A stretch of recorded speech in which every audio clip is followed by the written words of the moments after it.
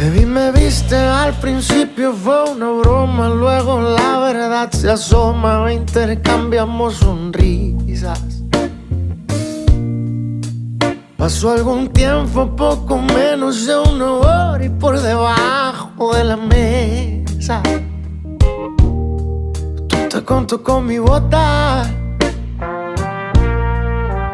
Fue más sencillo que hacer la tabla del uno, y a la hora del desayuno ya sabía que te amaba. A las semanas de iniciar con la aventura se nos hizo miel la luna y un concierto pa' Tijuana.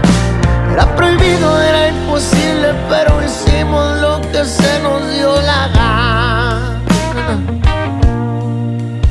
Después de eso nos veíamos casi a diario, y nuestro amigo el calendario